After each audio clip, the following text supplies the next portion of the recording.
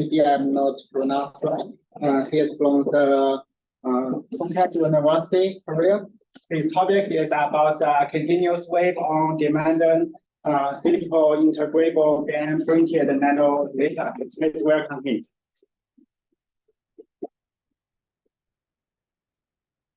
Thank you for the introduction. My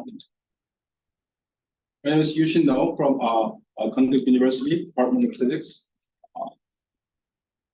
Thank you for inviting me and having this opportunity to present my research. I'm not sure my research how closely related to this subject of this workshop, but I'm just gonna do my best. My group recently focused on the 3-5-based semiconductor light sources and its integration to the silicon photonics platform materials. So today's topic is continuous wave on demand of silicon-integrable gain printed nanolasers. Just going to start with the current status of photonic integration technology. This graph shows the how the technology has been developed.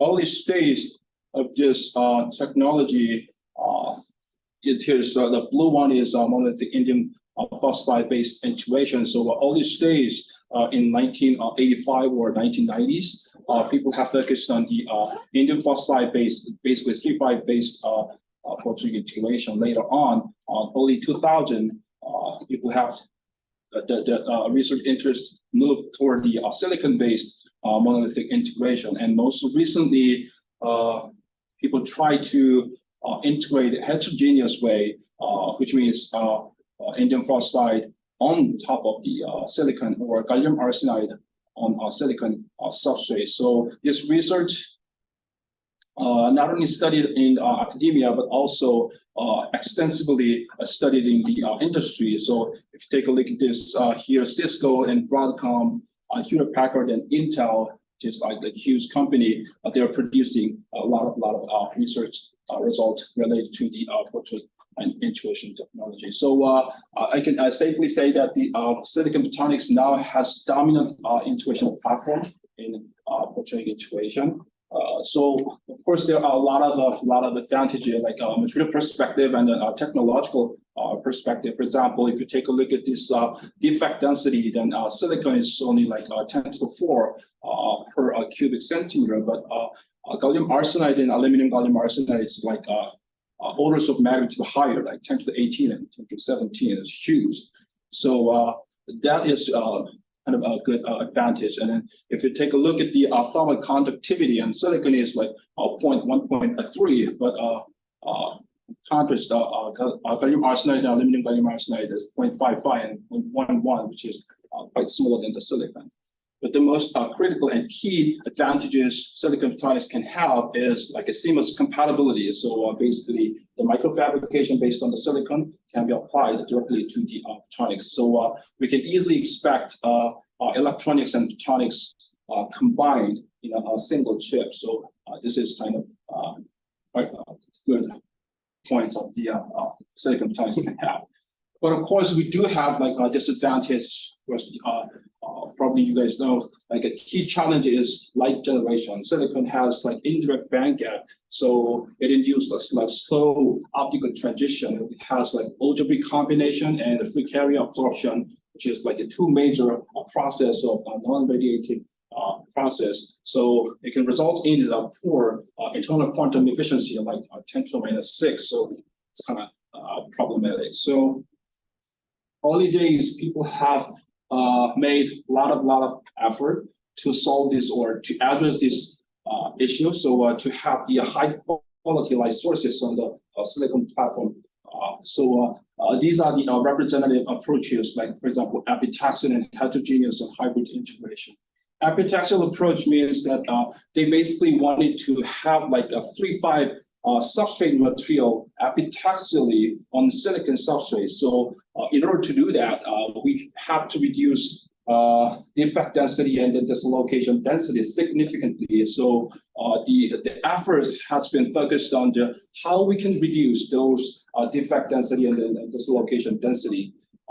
And then recently, like people will try to make like microstructure directly on epitaxially on the silicon substrate too. And heterogeneous integration is probably the most popular integration approach. It is basically based on the 3-5 die to wafer bonding technique. So basically, 3-5 material is going to be bonded on top of the silicon and insulator wafer directly, and after that, we're going to have like a 3-5 device fabrication. So in between 3-5 material and silicon, we're going to have like a silicon oxide layer or like sticky polymer layer that holds those bonding stable. So the device is going to be based on the working based on the evanescent light coupling between the resonator or light source device and a silicon passive waveguide structure. Hybrid integration is pretty much the same to the heterogeneous one, but in this case, 3-5 material makes a direct contact to the silicon device and forms the hybrid optical mode. So that's why we call it hybrid integration. It involves like a special treatment, surface treatment, like low temperature and treatment. So it is basically based on the wafer bonding. And these approaches have made quite a treatment for the microcavities and microstructured photonic element. But when it comes to the next generation photonic circuit or future photonic integrated circuit, it requires a couple of things like low power consumption, faster data processing, and massive data storage, which means that basically it requires a tight miniaturization and compact integration in photonic elements. So we are talking about the size competition. So I looked up some numbers, especially from the small light sources. These are the representative examples of VCSEL, micro laser, and nanolaser. VCSEL has volume like conservatively close to like a couple hundred or thousand cubic micrometer, and power is about to a couple hundred milliwatts. And then a single microstructure-based micro laser is volume is couple tens cubic micrometer, and power is couple hundred microwatt. When it comes down to nanolaser, then we have like few cubic micrometer, and power is about to few microwatt. So if you really want to have like a next generation photonic circuit, then we have to have like an ultra small footprint and low threshold and a continuous wave, of course, in a non-cryogenic environment. And of course, we want to have like on-demand integrable light sources. So to satisfy all these conditions, we have to have nanolasers on the silicon. But there's always challenges. From the next slide, I'm going to talk about the fundamental and technological that I think lies on the process. One is frustrated carrier and photon confinement. So when I say like frustrated carrier photon confinement, I'll bring this terminology, minority carrier diffusion lengths. By definition, this one is average distance a minority carrier moves before recombining. So here's the L is equals to the square root D tau. Here is the diffusivity, and tau is lifetime and means mobility. If you take a look at these minority carrier diffusion lengths in semiconductor material, silicon is about to 150 micrometer, and then a lightly doped gallium arsenide, indium gallium arsenide is few micrometer to few tens of micrometer, which is kind of large or kind of long distances. So it results in the like basically delocalized recombination, carrier recombination, and of course delocalized light confinement. But in micro laser, the size of the micro laser is already a few tens of cubic micrometer. The size already requires much larger instant power or excitation power. So these minority effect will contribute the minor factors, so it doesn't really matter. But when we talk about the nanocavity based laser, which has the cavity size comparable to the operating wavelengths, and mode volume is close to a few cubic lambda. And typically in this case, the photonic crystal case, the mirror structure is typically larger than the cavity structure itself. So a threshold probably like a couple hundred nanowatts, larger than the couple hundred nanowatt, and smaller than the a few tens of microwatt. But in this case, if we have like significant minority carrier diffusion lengths, then it's gonna introduce a significant increase in threshold power, and of course, a lot of heat. But I said this is the fundamental challenge, because once we choose material, it comes along with this fundamental property of this material. So we don't have much say to overcome or deal with these issues. Just accept it and device, like design the device nicely, and kind of hope to overcome those limitations. Another fundamental challenge would be absorption and gate loss transparency. When we think about the electronic transition, those are the representative ones, the by-absorption, spontaneous emission, which is the incoherent process, and the stimulated emission and the coherent process. And if you think about the optical cavity, I mean, active optical resonator, which has like a gain medium inside the cavity with the two mirrors, and when the excitation power is provided to the gain medium, then basically we can expect the resonance behavior and even further like the lasing operation. And if you take a look at this, if you want to expect lasing operation, then basically we have to have like a transparency condition, which is the rate of the stimulated emission equals to the rate of the light absorption. In laser characteristic curve, light in versus light out curve, typically this transparency condition is far below the threshold power. So in high quality microcavity with a Q factor 10 to the 4, larger than Q 10 to the 4, then basically the transparency condition power with respect to the threshold power is going to be less than 50%. I mean, this is the conservative numbers. I mean, typically like 15 or 20%.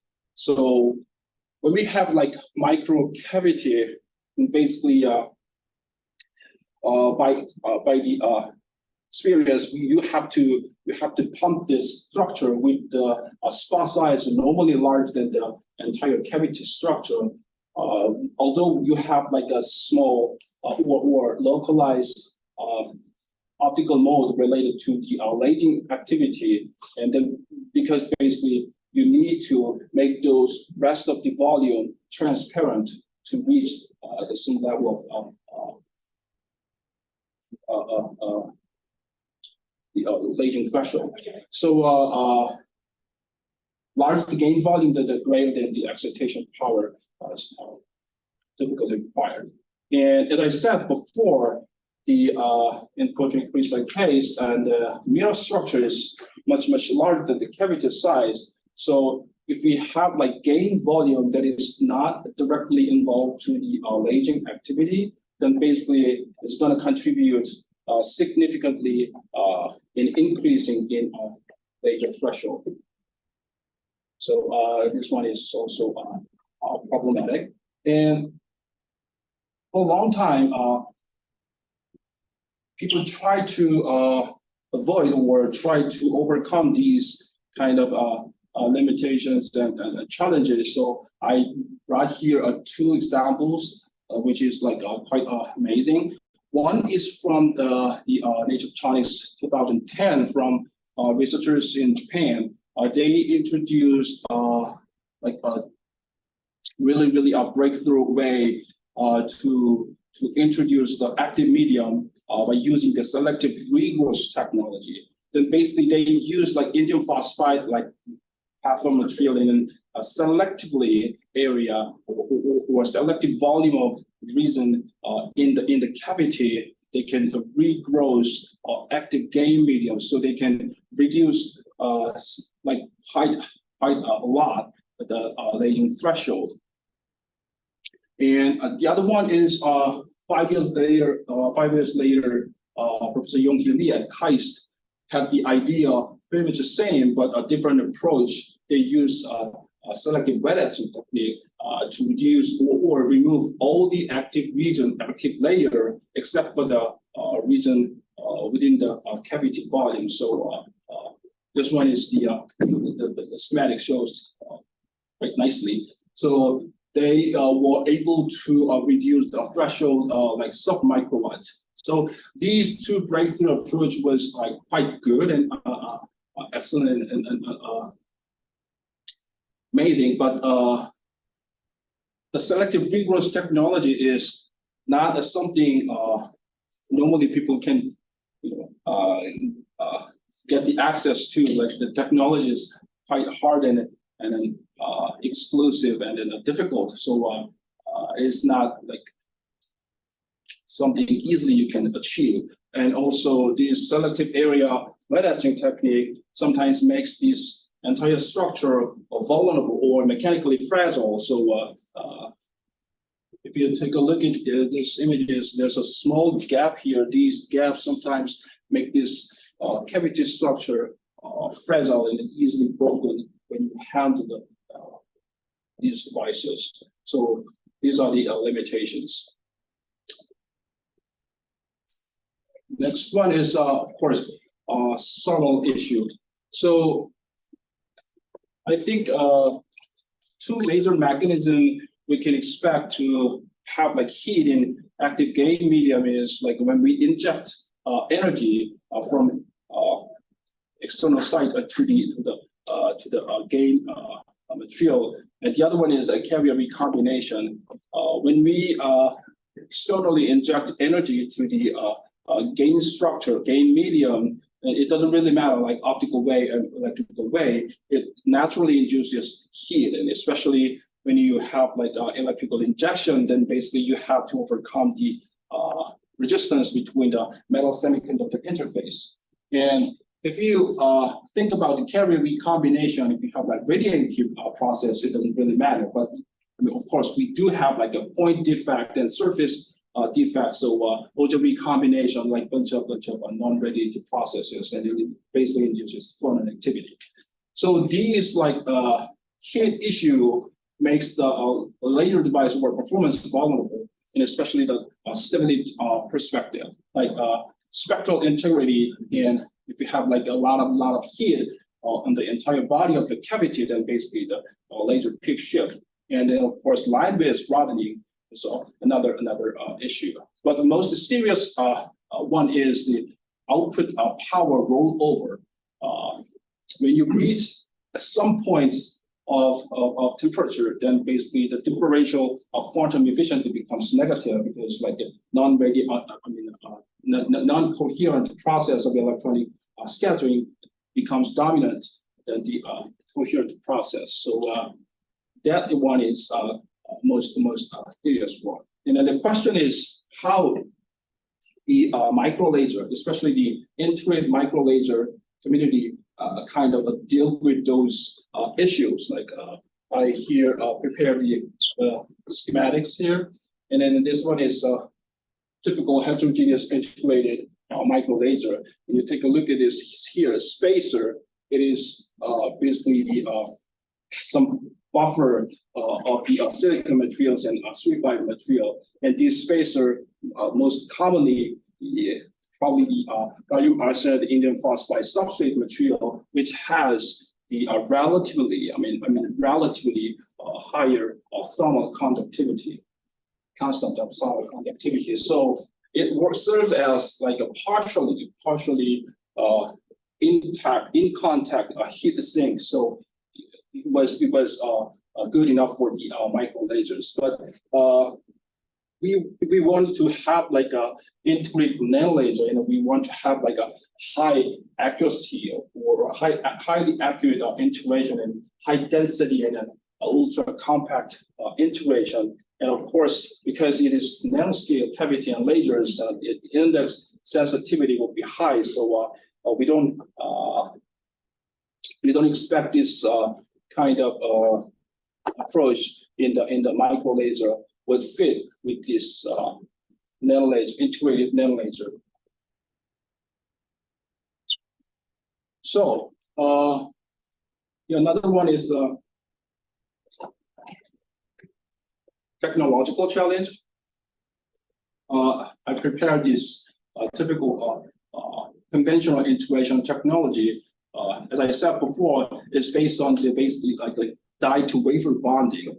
So not going to go in detail in every step of this integration, but this process basically involves with the die to wafer bonding process here with notch alignment. If you take a look at closely the wafer, and then there's a notch here and then here, then basically initial alignment is going to be done by the totally manual way. So it induces relatively large misalignment, like plus minus 500 micron. So this large misalignment is going to be overcome when the 3.5 device fabrication involves photolithography. And then in order to obtain those fine and small misalignment, then basically we have to have like large size of the die of 3.5 material, which is not suitable for the tightly compact integrated circuits, and then it causes a lot of material waste.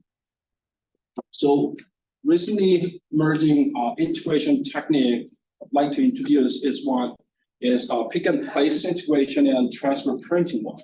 And then pick and place is not something new. You think about the pick and place robot arms, for the manufacturing assembly line. That basically these arms and just something somewhere, and then put it to the cars or machine or something like that. And the basic idea is to make it to a micro and nanoscale. So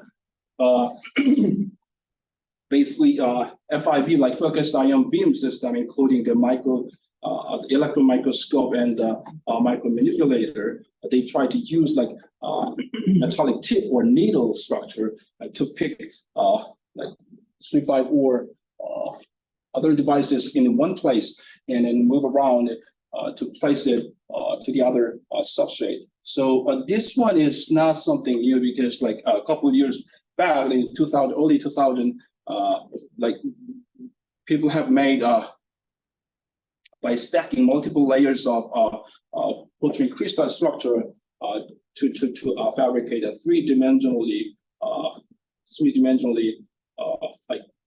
confining structures. And this one has like strong advantage in terms of high precision and accuracy and on-demand addressability. But of course, it has a disadvantage because in this whole process, you have to have like a high voltage electron beam environment. So potentially it can cause damages on the sample, but also the equipment is quite expensive. So whole process is costly technique, and also it requires someone who has like high levels of operational skill. So it's not the simple and straightforward to employ. And for the transfer printing technique, it involves like an adhesive stamp or polymer stamp. So basically, when you detach and attach some object from the substrate or toward the substrate, you basically do this process faster or slower. So these like a kinetic control, the speed of the process determine how it can remains in the substrate or detached from the substrate and then attached to the sticky stamp. So this one is good for a large scale and large area device and an array of devices, but it is not suitable for the on-demand and highly aligned single device fabrication, and also kinetic control limits some of the sensitive process or small devices. So we wanted to have both advantages by sacrificing minimum of the So we kind of combined pick and place approach and transfer printing technique by introducing the microstructured PDMS stamp. So we call the micro transfer printing technique. So basically these microcubical, we call it a microcubical tip, like a 20 by 20 by 20 cubic micrometer. By using this tip, we can achieve like pick and place operation and in a highly accurate manner, and also quite easy because it's going to use like optical microscope system. So these are the typical fabrication step. And I'm just gonna skip this part. So the other one is we try to control the adhesive energy. Basically, key requirement in transfer process. One point you have to make this structure separated from the original substrate, and the other process you have to make sure that this structure can be attached or bonded toward the targeted site toward object. So the force has to be larger than this 3.5 substrate and then smaller than the silicon target substrate. So basically, the kinetic control mechanism itself involves the speed of the process, but it's really depending on how the operator manually do. So we thought it is not enough. So kind of we introduced UV radiation treatment. So when we finished fabricating the microtip, and then we exposed the UV light toward the microtip to make the surface a little modified. So to characterize how much the sticky condition of the surface microtip has, we use AFM system to do this measurement. When you approach microtip toward the ADMS microtip, then basically you don't need to have like additional force, but once it touches on the surface of the microtip, then basically you need to have like an additional force to make this tip more downward, and then immediately if you want to retract these microtip, then basically because this is the sticky one, then it's gonna hold the tip, and then at some point, if you try to further make this a tip upward, then the contact will break. So this one is a typical force distance curve. So the approach one is something like this, and then pops up, and then when you retract, and it goes down at the critical point, it breaks the bonding. So this area represent the addition energy. So we plotted with different UV treatment time. Like 0 is untreated, 30 seconds, 60 seconds, 90 seconds, 120, 240, something like that. So we characterize these property and use this data to determine how sticky the stamp is going to be, depending on the size of these object, and depending on the surface condition of our receiving substrate. And another one is we use high precision stages, is kind of normal, and we use like high precision and vibration free XYZ stages with minimum step size is about a few tens of nanometers. So it's going to serve as like a micro manipulator in the FIV system. So yeah, these three considerations we have extra good effort to achieve. So we've been having fun to use this micro transfer printing technique, and then producing a couple of papers, and then in 2020 and 2023 this year, and then we're expecting to have like another paper hopefully coming out this year. So I'm going to focus on this one on-demand gain printed continuous wave nanolasers on silicon at room temperature from this point. So this is the schematic of the device. Basically, we use PDFS microtube to make this transfer successful with this microscale or nanoscale in width and then microscale in length. 3-5 gauge structure successfully transferred onto the one-dimensional silicon photonic crystal nanocavity. This work is done in collaboration with KUK's Professor Myung-Ki Kim group, and then these are the leading author of the work. And this axially bi-tapered 3-5 nanoblock, we call it nanoblock, is going to be in length 4.4 micron and width is about slightly smaller than the 600 nanometer and thickness about 20 nanometer, and these tapered end width is about 150 nanometer. These numbers were designed based on the simulation data here. When we design these tapering angles and structures, we try to put these things on top of the strip-type silicon waveguide and shoot the light through the waveguide and then make this scattering loss pretty small, less than 5%. That's why we do have like a taper angle of the width and the length of the structure.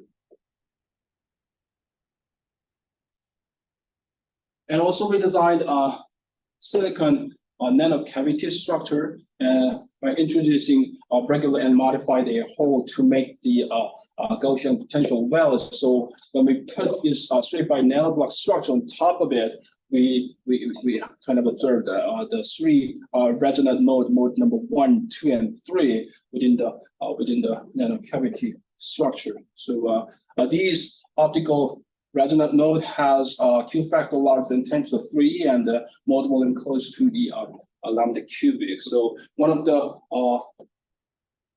resonant mode, in this case mode 2, has intensity profile is given here. The top and side views are here, and then as you can see, the electric field intensity tightly confined within the nanocavity structure. So I'd like to emphasize on this these nanocavity structures. This one is silicon, and we use the indium gallium arsenide constructed material. So basically, absorption-free mirror we have here, and then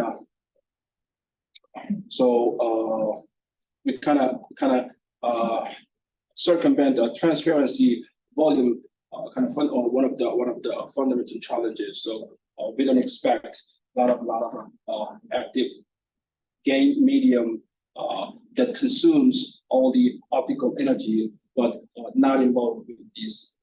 Oh, okay.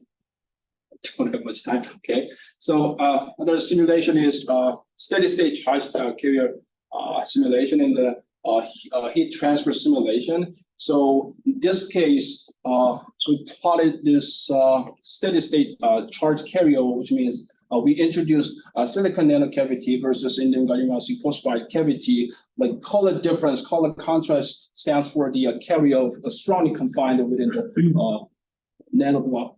And then, but in this case, carriers diffuses out to the nanocavity structure. So we don't expect a lot of carrier confinement. And also a heat transfer says that tells us that when we introduce silicon nanocavity, the heat flows out toward easily, but indium gallium arsenide phosphide nanocavity, as you can see, the temperature gradient is quite large, so heat cannot be escaped from the active gain medium. So it could cause problems. Device fabrication. The conventional 3-5 device fabrication machine or process is employed to fabricate a freestanding nanoblock structure in the silicon nanocavity. And then already explained the microtransfer printing technique. This one is optical and electronic SEM images of the fully fabricated devices. and a brief photoluminescence spectroscopy. First, we initially pumped the structure to see how the emission profile looks like, and then this spontaneous amplified spontaneous lasing profile here. We observed the dipole almost dipole-like distribution in a spectroscopic study, and we observed even in the lower threshold, we observed a 3 resonant mode, and then as we increase the instant pump power, we observed a mode of competition, and at some point, mode number 2 becomes lasing mode. And then we optimize the pumping condition to characterize this number 2 lasing mode, and then we get the threshold power 22.8 microwatts. We perform the quantitative analysis a little further by this measurement, and radiation analysis tells us that the spontaneous emission factor beta goes to 0.14, and if you plot all the spectra from below to above threshold, we surprisingly realize that the spectrum, the characteristic of the spectral features are almost identical. So we plotted the center wavelengths and line widths. We observed the no significant or noticeable peak shift even above the lasing threshold, and then also no line width broadening percent. It's a reduced limited of our instrument, but it is quite impressive. So these results are quite impressive and encourage us to push further toward harder pumping condition or operational conditions. So we form the CW and 50%, 10% duty cycle, and red one is CW, and black and blue one is pulsed condition. So when we shift from 10%, 50%, and peak shift is less than 0.1 nanometer, and 10% CW or 1.2 nanometer peak shift, and the line broadening is like 0.01 nanometer, and then 10 to CW 0.16 nanometer, pretty much impressive. I mean, it is, if this is not quite impressive, I just brought this one data from another papers, and this is micro disc laser case, and then when you change like 10% to 50%, peak shift is about 2.03 nanometer, and already 50% of lasing operation is done, just killed the operation. So in a characteristic curve, we observe the significant line reduction, but also we observed a signature of only rollover in this case. So it is obvious because the silicon material has finite volume, so we had to have some sort of solution. So we come up with this little minor decrease in chip temperature will solve this issue. So we introduced TEC to help this temperature little down, like a 5K. So if this is 10% in CW, the spectral features are quite similar, like maybe like less than 0.1 nanometer. So and then characteristic curve become more dominant, and line reduction becomes so obvious. So we kind of satisfied with this advanced performance. And if you have like a waveguide application, I'm guessing this one is, I don't know what happened to it, but there should be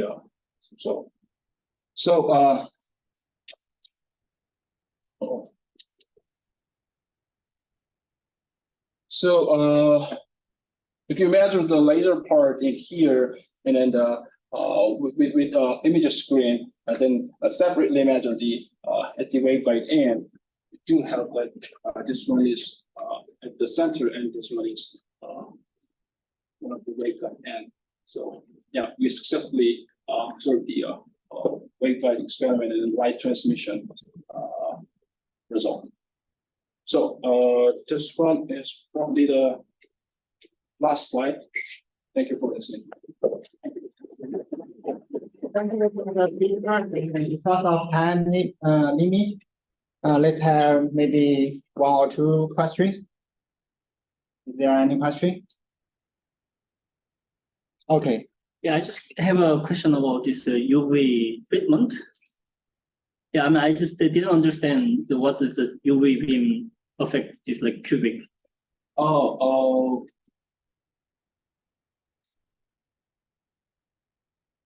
UV treatment. We started a couple of papers, and then it says oxygen plasma treatment and or UV treatment will make the micro tip or PDMS micro tip height kind of harder.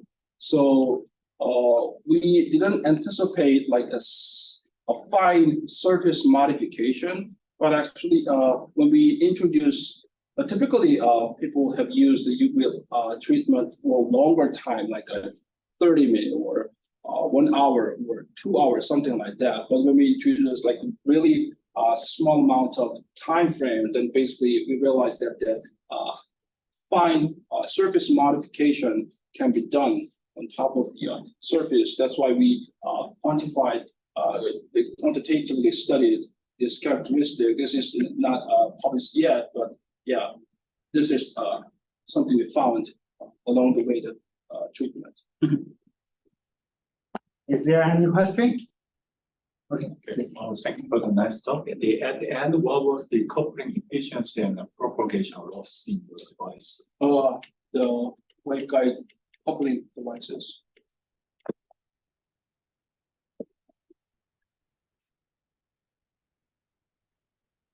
This one, right? Yes. I don't have the data here, but I remember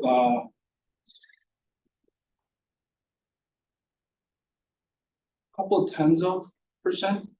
Like yeah, I'm not sure now, but I do have the numbers of yeah. So the alpha, the angle is small enough to couple many. Alpha. The alpha you mentioned about the tapering angle. Yeah. Yes. So what's the simulation? It looks like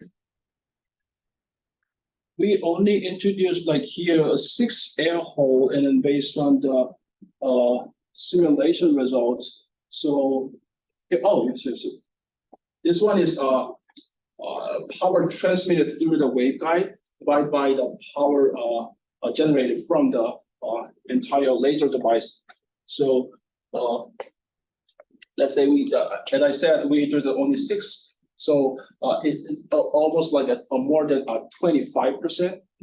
But if you increase number of air holes, then basically, yeah, you kill the transmission. But if you have like less than 6, then basically we don't expect enough Q factor of the laser mode. So we kind of compromise with the number 6 here. Is there any question? If no, let's thank the speaker.